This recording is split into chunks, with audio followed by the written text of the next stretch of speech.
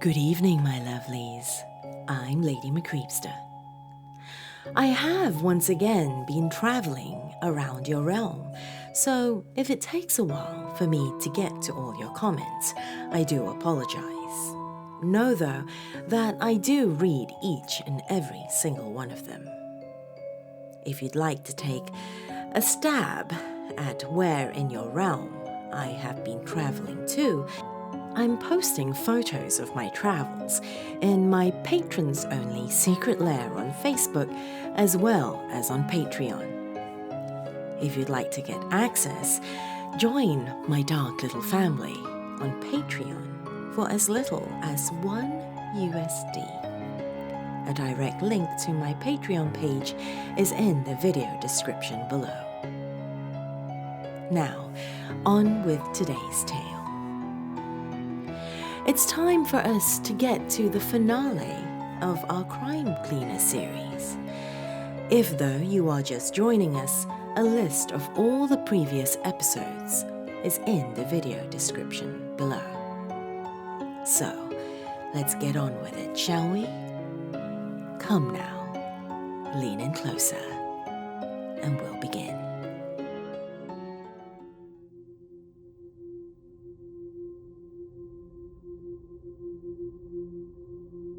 I've always preferred pain to itching.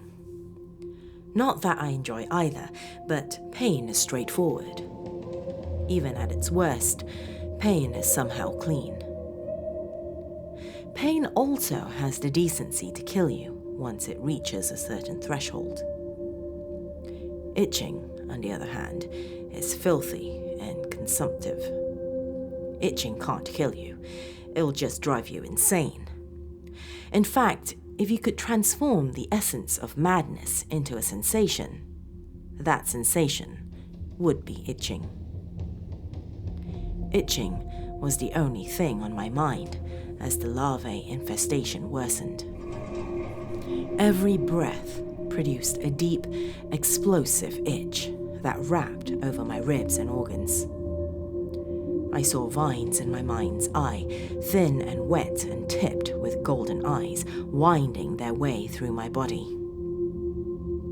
By the time my parasitic doppelganger blinked away, night had fallen and my larvae had regrown. The new batch was small and stringy, ill-looking. They peeked out anxiously from the holes in my skin, quivering. My doppelganger was easy to control. Actually, there was nothing to it. When I moved, it moved. I was glad for this because I didn't have any energy left for conscious control. With a great deal of effort, I dressed it, and together we hobbled out to my car. There was a moment of confusion when it tried to climb into the driver's seat with me. I repositioned it in the passenger's seat, struggling as it mirrored my movements. The larvae surfaced to watch, straining the tender flesh at the bottom of the holes. The drive to the suicide house, to the circus, was a hallucinatory nightmare. Things crept around inside me, prodding and squeezing tissues. The winged snake in my heel thrashed angrily, nipping at my skin as it attempted to chew through my shoe. Worst of all, I couldn't stop coughing.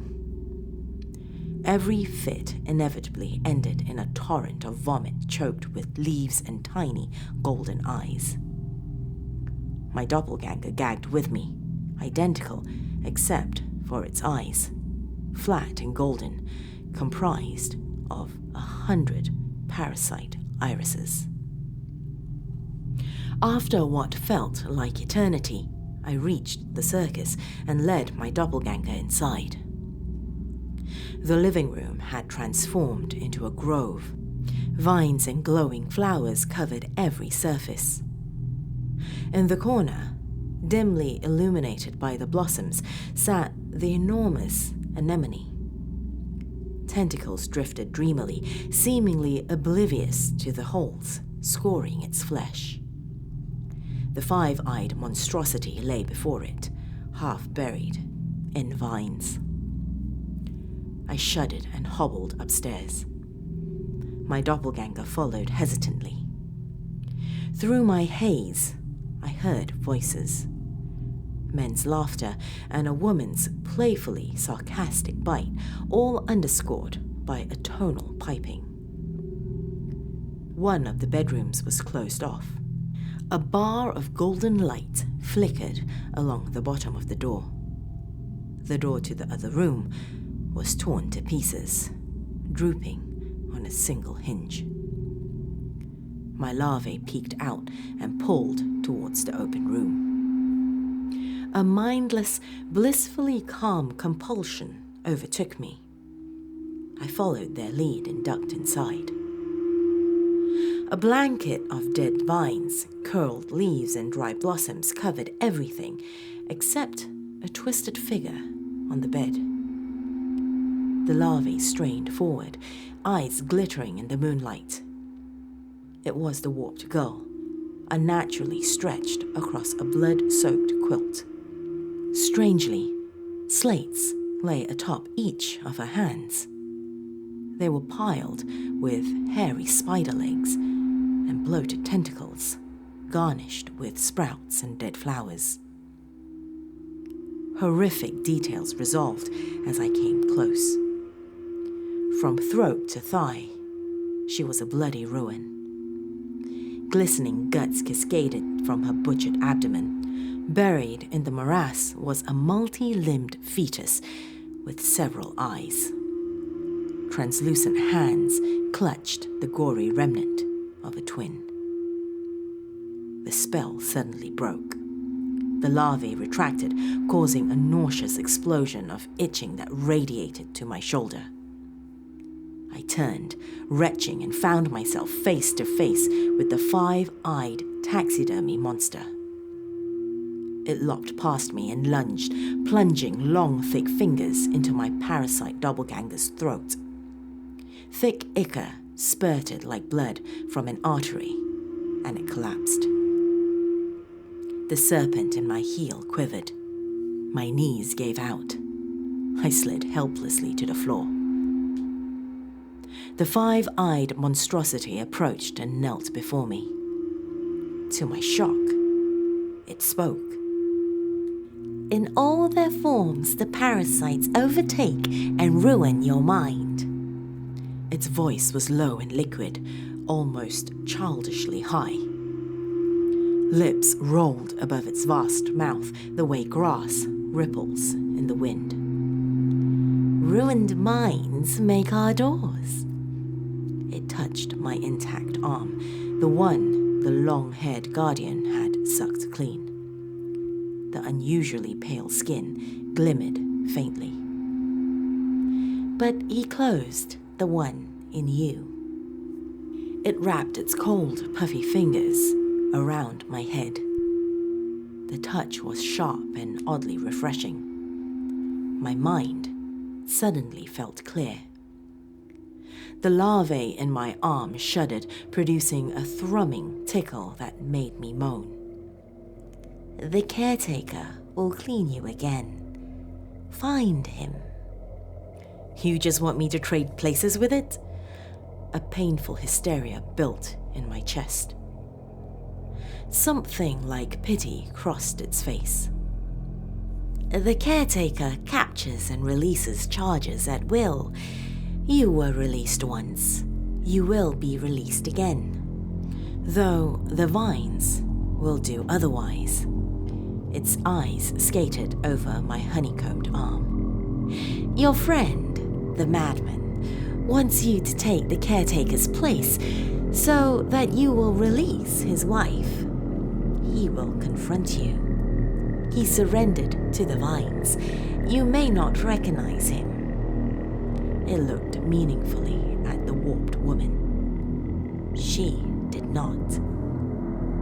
Hysteria and horror continued to build, twining together like the vines. Go, it said, or I will make a door from you. I tore into the hall, past the room where men laughed and pipes echoed, into the taxidermy room. The specimen cases were broken and empty. No taxidermy creatures remained, and the paintings showed only empty backdrops. Forests and beaches, rocky canyons and golden fields, luxurious bedchambers and blood-stained dungeons. In the center hung the familiar moonlit landscape. I ran through, gasping as deep cold settled over me like a blanket.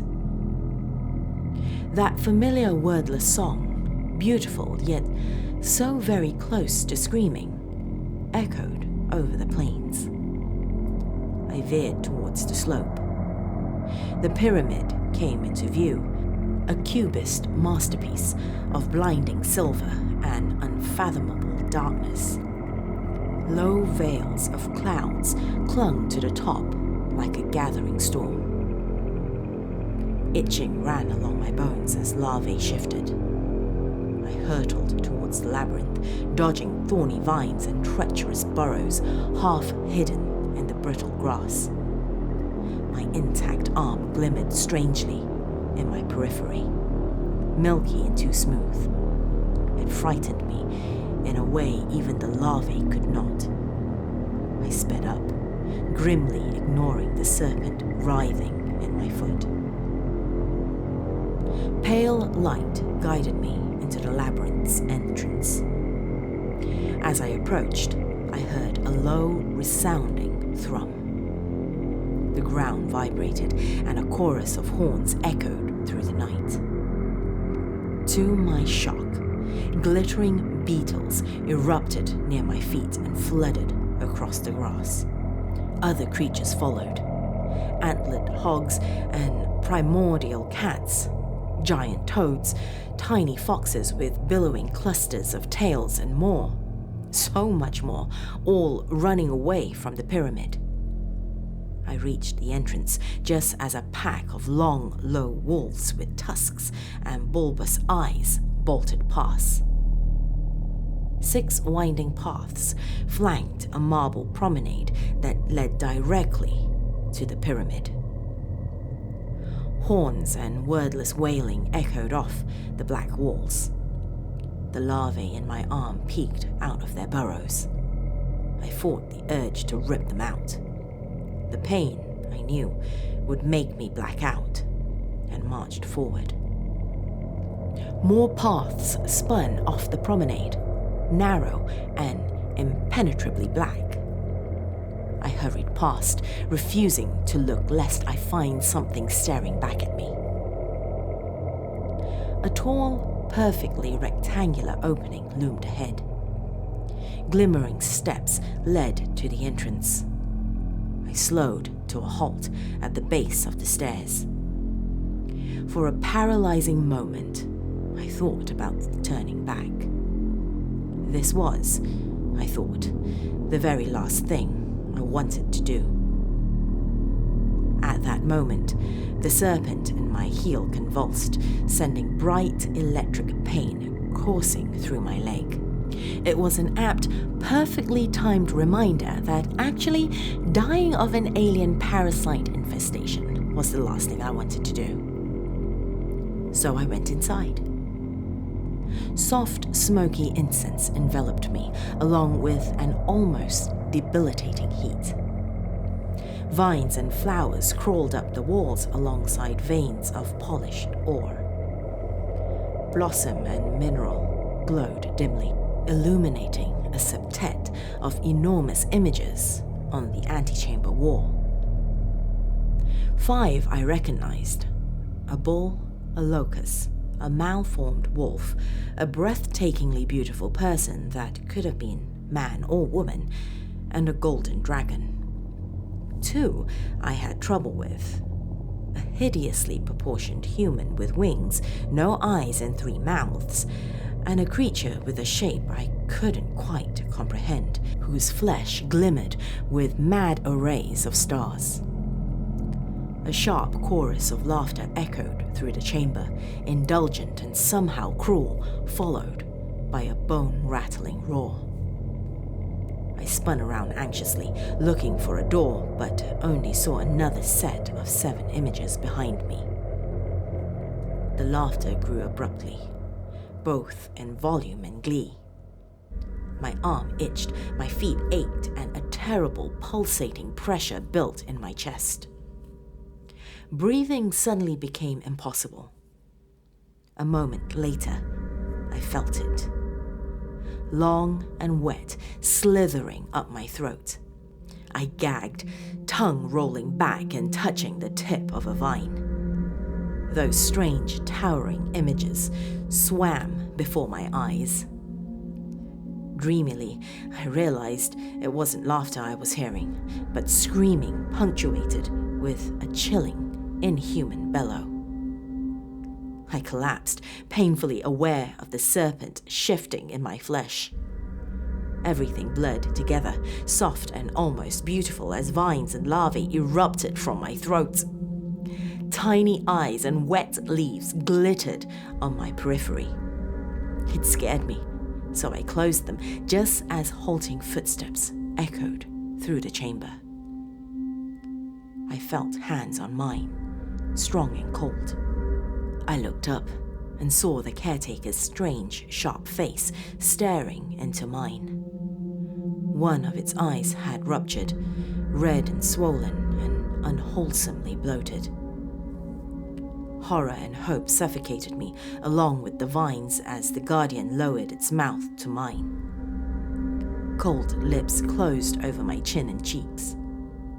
The itching abruptly disappeared, and I felt a bare, blissful instant of relief before an overwhelming nova of agony scorched me into unconsciousness. I surfaced to silence. Gasping, I shot up. I was naked but could breathe just fine. No plant matter or worms choked my throat. I immediately looked at my arm. Pale, plump flesh, peppered with half-healed holes. I touched one experimentally. No itching, no larvae, just a dull, unremarkable ache. My heel was strangely horrifying, deflated and colorless like an enormous drained blister. The sunken hole reminded me of rotting pumpkins. But at least it was empty. No serpent, no larvae, no vines. I climbed to my haunches. My hand fell into a soft pile of vegetation and I almost screamed. It was the caretaker. Shriveled and glimmering like moonlight, covered in tall, luminescent flowers that looked like lupines.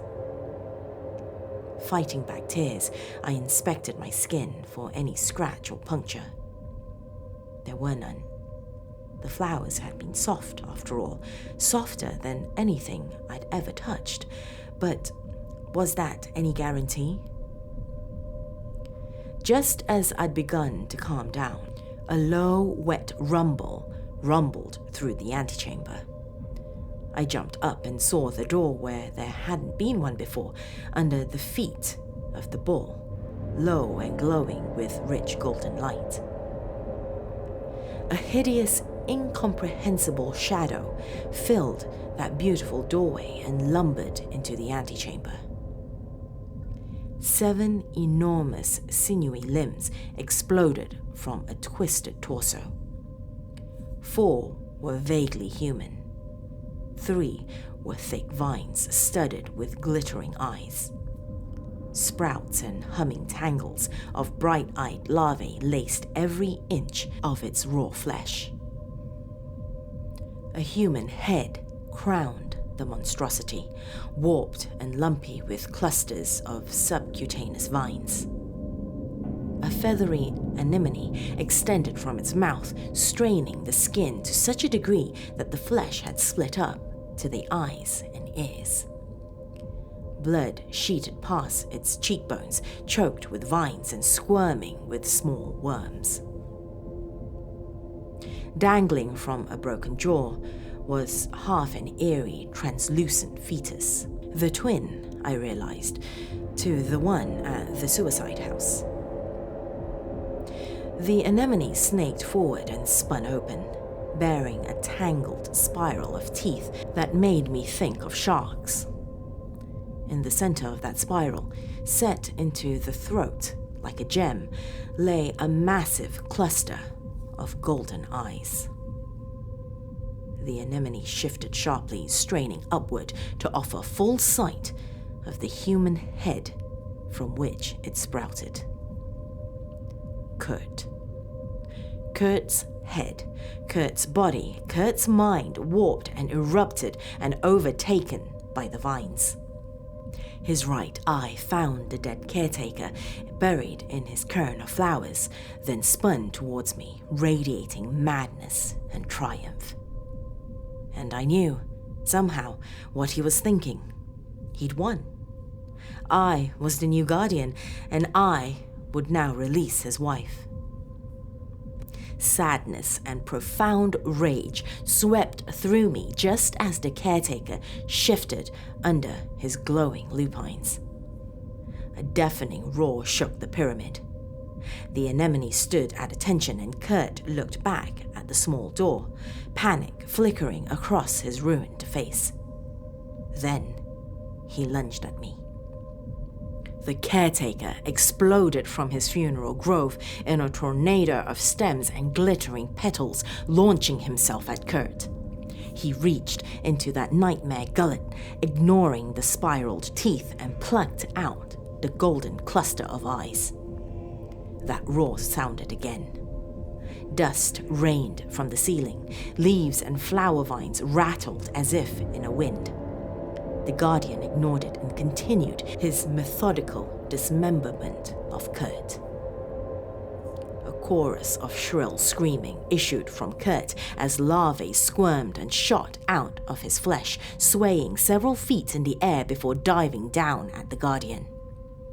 Glistening bodies swarmed over the guardian's snowy arms. I turned and ran, hurtling down the promenade, oblivious to the numbing cold. I don't know how I made it back to the suicide house, but I did. I stumbled past empty paintings and taxidermy monsters who now breathed, past the warped woman's corpse and the laughing men. Salt crunched under my feet as I tore down the stairs and out into the yard. It was dark and I was panicked, so my nakedness didn't matter to me. I slid into the front seat of my car and sped home, where I inspected every inch of flesh. My hands are smooth and unmarked. My feet are not. Small scratches and punctures litter the skin. But I think I'm all right. They're already healing, and the skin is smooth and unusually pale. But just in case, I drenched my feet in hydrogen peroxide, washed them, and sprayed them with a cheap herbicide. It hurt like hell. I can barely stand, and I'll have scars, but it's worth it. Then I showered in the hottest water I could stand and stumbled to bed. I woke this afternoon to a very familiar painting propped against my bedroom wall. It's just a painting for now. Rich oils and silvered tones depict the scene as I first saw it. A crisp spring night with a tall, inhuman figure framed by luminescent flowers and strange trees. I left it there and went to the suicide house. Instead of Evie's 2-story house, I saw a neat little bungalow with a breathtaking rose garden.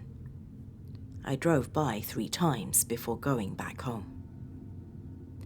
I haven't done anything with the painting, but I need to soon. I had a really good look at it just now, and there's a problem. In the distance, behind the caretaker, is another figure. Malformed and multi-limbed, coated in vague suggestions of vines and worms. I don't know what happens to doorways when you burn them, but I'm about to find out.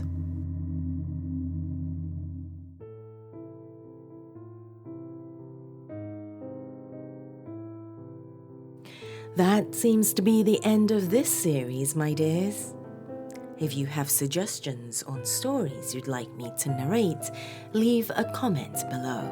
If you'd like to have a say in which stories I narrate, join me on Patreon.